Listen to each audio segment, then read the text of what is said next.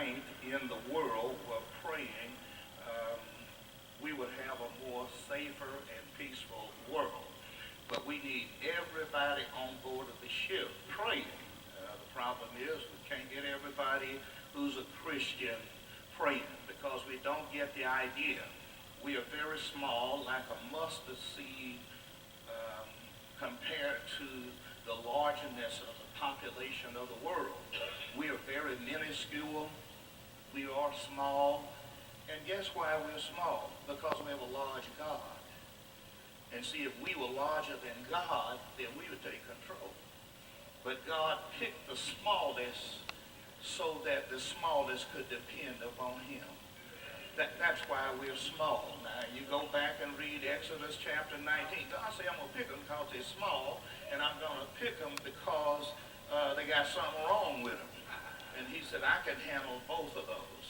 And God needs a people that will draw from his power. We don't have no power. And we will always be just a remnant. You know what a remnant is? When my big mama and grandmama would sew on those horses and let down those rolls from the ceiling, and they would sew. They would take a little swatch of cloth from a big bag full, and she would say, boy, hand me that remnant over there. Hand me one of those remnants.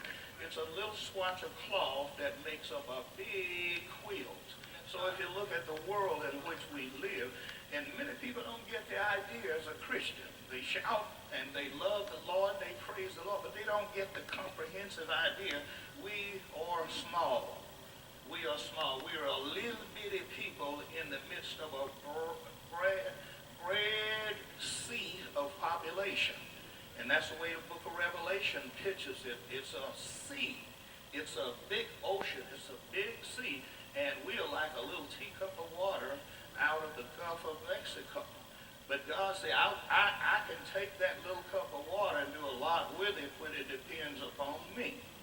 And so when we ask that the church prays, we're just asking for the cup to be full. Not the cup to be half full. Everybody ought to pray. Some lean back and say, well, let them others pray. You know, I don't get involved in that. Well, you're not being a Christian. You're not being a Christian. I can absolutely say that. Because Jesus taught his disciples what? To pray. And that's Matthew chapter 6, if you want to look at it. To pray. To pray. Man ought to always pray that he faints not. What is prayer? It is the eroteo. It is when we ask God. We come before him with the ask. A-S-K, the ask. You should have come here this morning with an ask on your mind. You should have come here with an ask in your spirit. You should have come before God with an ask. That's why they showed up at the tabernacle. Some of y'all don't know why y'all come to church. You go to the tabernacle because the Shekinah glory of God descends upon the tabernacle, and the people come to the tabernacle to meet with God with the eroteo, the ask. We come to ask God, not only just to thank him, but we come to ask him because we lean in on the everlasting arm. We don't have nobody else. We don't even think about nobody else. It's God and God only. And once we get that comprehensive idea, all of us, watch God start doing some things. When we start praying for America, when we start praying for our president, when we start praying for our Congress leader, this is the year of change. And if you will register, vote, and do your part, God will do his part. God said you put them in there, now you deal with them. You got to come with an ask. And Jesus said it like this in John chapter 15. Ask whatever you will in my name, it shall be done. It's done when you ask God. It is done.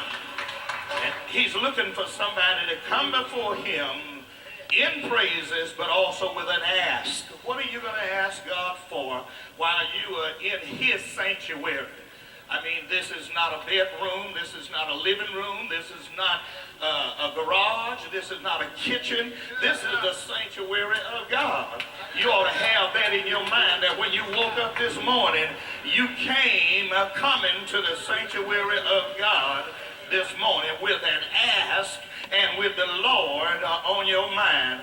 And the psalmist says, when I sat and thought about God, I mused on him and I felt a fire burning on the inside of me. That's what church is all about. It's not just a place, it's the place. It is where God will meet with his people. Come on, give God some praise in the house of God.